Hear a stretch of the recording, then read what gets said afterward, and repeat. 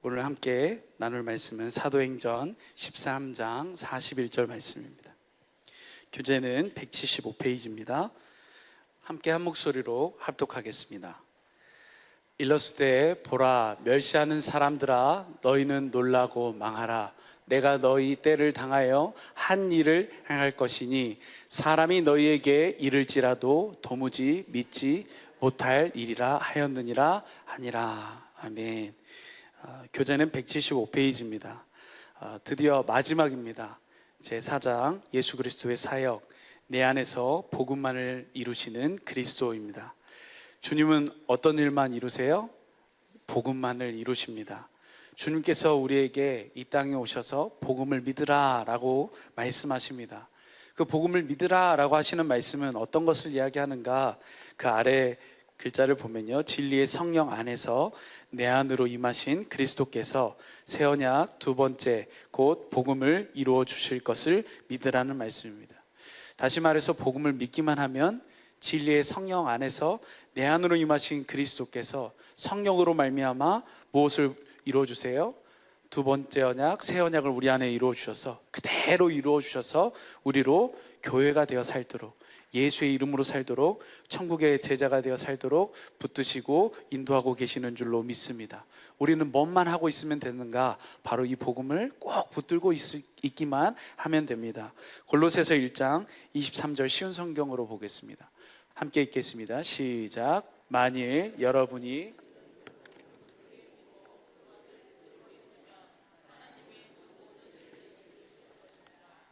믿음 안에서 흔들리지 말고 복음 안에서 받은 소망을 잊지 말기 바랍니다. 이제 그 복음이 온 세계로 퍼져나가고 있습니다. 나 바울은 이 복된 소식을 전하는 사람입니다. 아멘. 우리는 이 복음, 예수님이 전하시는 복음을 믿음으로 사는 자들인 줄로 믿습니다.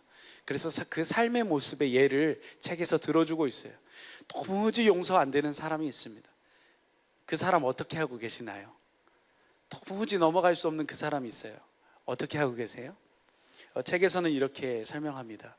구약에서 여호와 하나님께 성경의 저자들 그리고 또 기자들이 어떻게 하고 있는가, 여호와 하나님께 그 사정을 아뢰다라고 표현합니다. 신약에 이르러서는 빌립보서 4장 6절을 볼까요? 빌립보서 4장 6절을 보면 함께 읽겠습니다. 시작.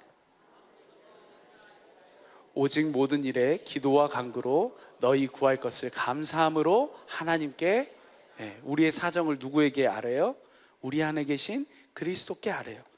그 주님께 나의 사정을 아뢰었더니 주님이 우리를 어디로 인도하세요? 진리인 성경 가운데로 인도하여 주셔서 진리인 성령님을 통해서 누구를 알게 하시는가? 우리 안에 계신 그리스도가 어떤 분이신지를 알게 하시고, 그 그리스도께서 나를 위해서 왜 죽으셨는지, 무엇 때문에 오늘 날 살게 하고 계시는지, 십자가에 달리신 그 그리스도, 그 하나님 나라의 비밀을 보여주셔서 그 사랑을 깨닫게 해주셔서 누구의 마음을 갖게 하세요? 그리스도의 마음을 갖게 하세요. 그 마음 위에서 도저히 용서할 수 없는데 주님이 나를 통해서 하실 일을 또 보여주시니까 그 마음이 누구의 마음이 됩니까? 나의 마음이 돼요. 용서할 수 있는 마음이 버티고 있을 공간이 없어요. 주님이 주시는 마음으로 가득 채워지니까 예전에 나는 그랬는데 더 이상 예전에 그랬던 나는 없어요. 십자가에 달려 죽게 돼요. 그래서 이제는 주님이 주시는 마음으로 내가 사는 것이 아니라 내 안에 계신 그리스도께서 사신다. 우리가 매주마다 고백하고 있는 그 고백의 말씀이 우리의 삶에 실제로 이어지고 있는 줄로 믿습니다. 그래서 늘 날마다 우리가 이 복음을 통해서 누구의 마음을 보는 게 중요합니까? 바로 우리 안에 계신 그리스도의 마음을 보는 것이 중요합니다. 그 그리스도께서는 반드시 어떤 일을 이루어주세요? 진리인 성경을 통해서 인간의 지식을 초월한 하나님의 사랑을 깨닫게 하시는 줄로 믿습니다. 에베소서 3장 19절입니다. 우리 다 잘 알고 있지만 한번 말씀 읽겠습니다. 시작.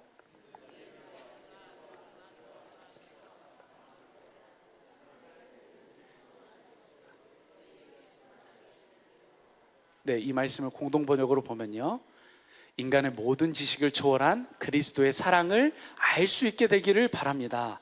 이렇게 해서 여러분이 완성되고 하나님의 계획이 완전히 이루어지기를 빕니다. 아멘.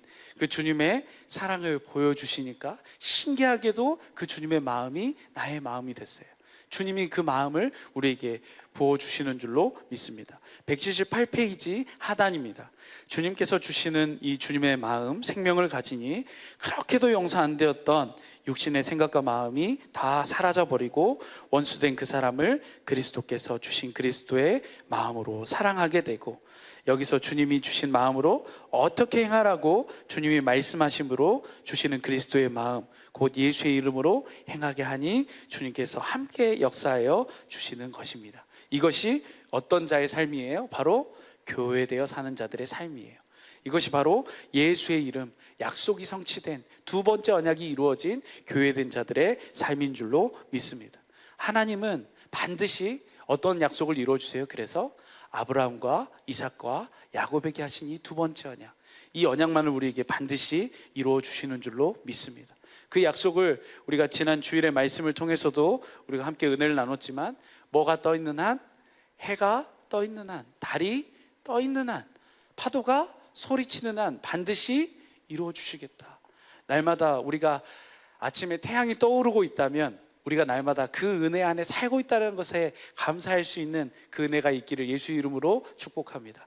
우리 한번 볼까요? 에레미야서 31장 35절입니다.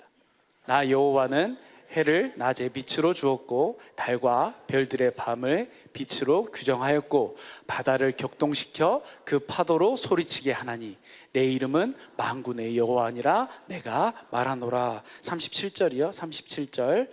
나 여호와가 이같이 말하노라.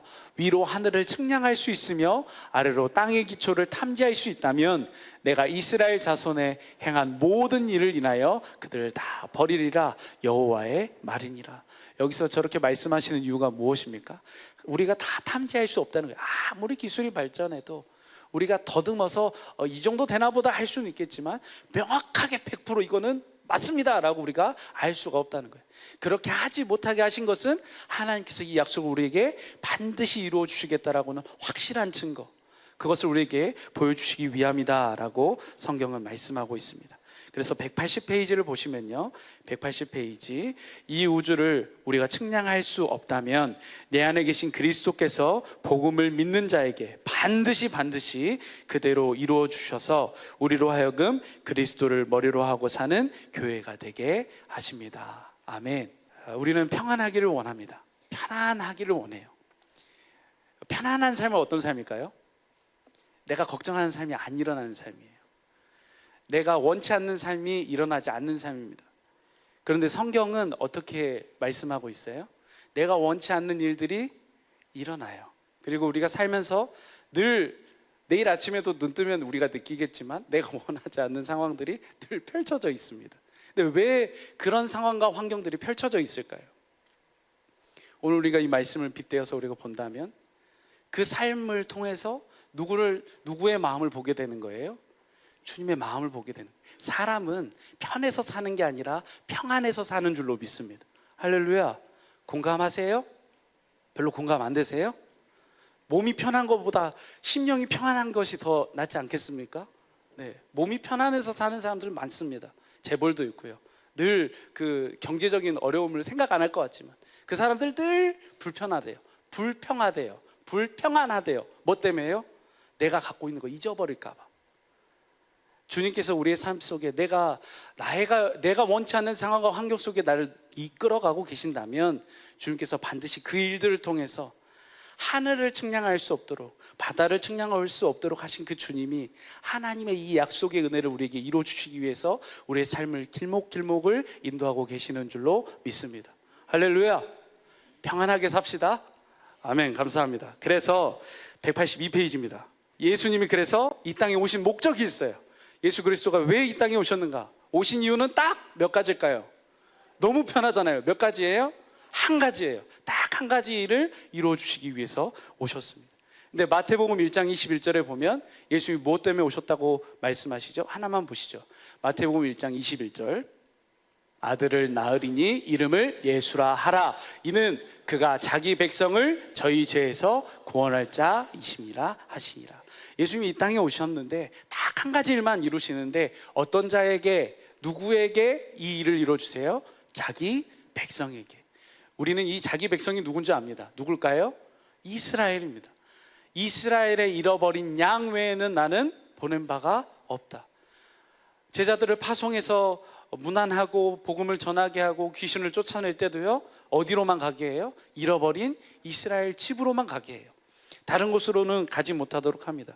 왜 그렇습니까? 하나님께서는 아브라함과 이삭과 야곱의 하나님, 곧 이스라엘의 하나님 되셨기 때문입니다. 그것을 바로 무엇으로 증명하고 보여주시는가? 바로 하나님의 약속을 통해서 증명하세요. 그래서 하나님께서 아들이신 그리스도가 이 땅에 오셔서 하시는 일, 어제나 오늘이나 영원토록 동일하신 하나님이 하시는 일은 딱 한 가지입니다. 바로 그 이스라엘에게 하나님의 구원을 주시기 위해서, 하나님의 생명을 이루어 주시기 위해서, 하나님의 복음을 이루어 주시기 위해서 이 땅에 오신 줄로 믿습니다. 그러면 예수님이 말씀하시는 이스라엘이란 누굴까요? 우리가 잘 알고 있지만 한 번 더 말씀으로 점검하겠습니다. 로마서 9장 6절입니다. 184페이지입니다. 쉬운 성경으로 함께 읽겠습니다. 시작.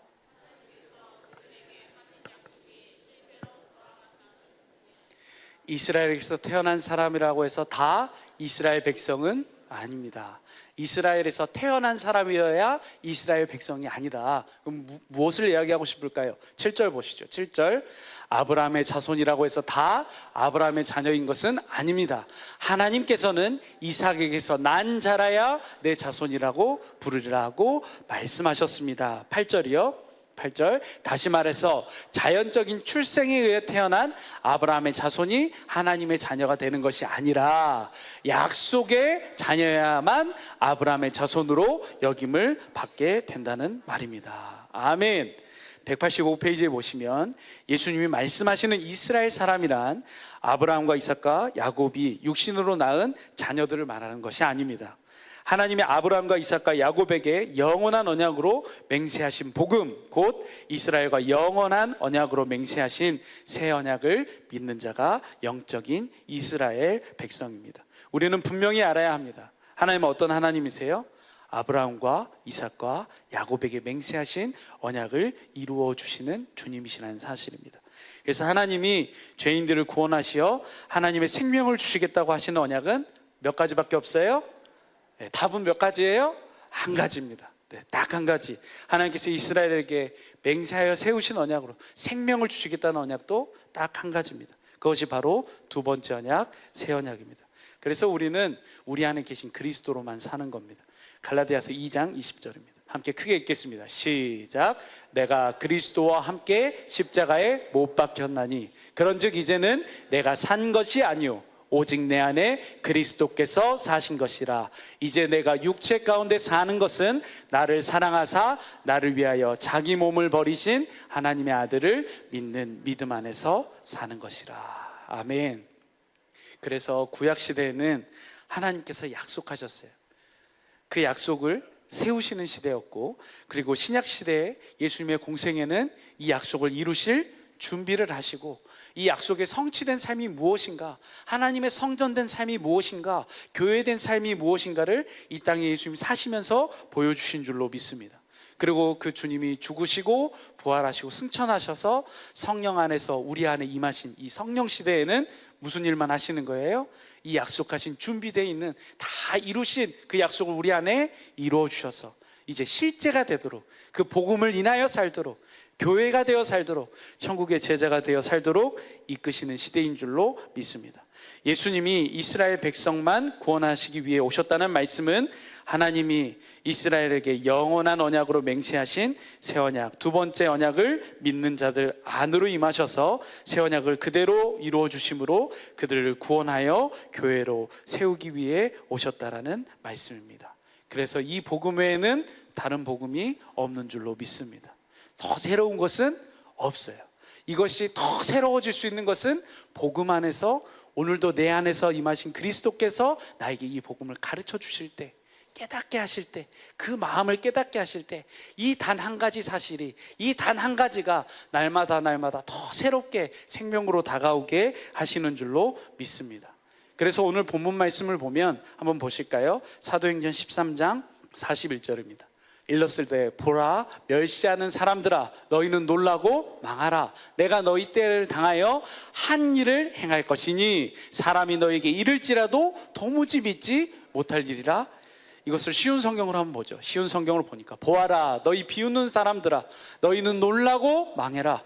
너희가 사는 날 동안 내가 한 가지 일을 하겠다. 누군가 그 일을 너희에게 일러줘도 너희는 믿지 아니할 것이다. 사람이 망하는 것도 그래서 한 가지밖에 없어요. 무엇일까요?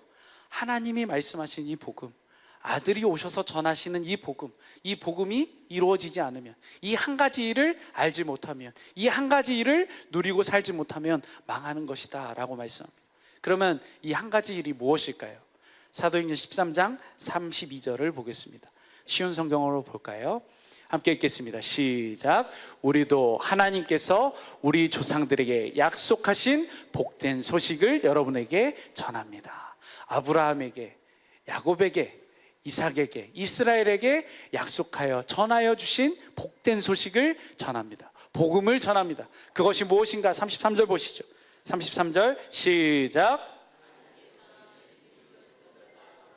살리심으로 조상들의 후손인 우리에게 그 약속을 이루어 주셨습니다. 이 일은 시편 2째 편에 너는 내 아들이다, 오늘 내가 너를 낳았더라고 기록되어 있습니다.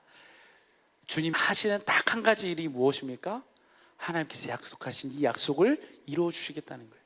이 약속을 이루어 주시기 위해서 아들이 죽으시고 부활하셨고 승천하셔서 오늘 이 약속을 믿는 자들, 이 복음을 믿는 자들 안으로 임하여 주셔서 믿는 그대로, 그 약속 그대로 이루어 주시겠다는 사실입니다.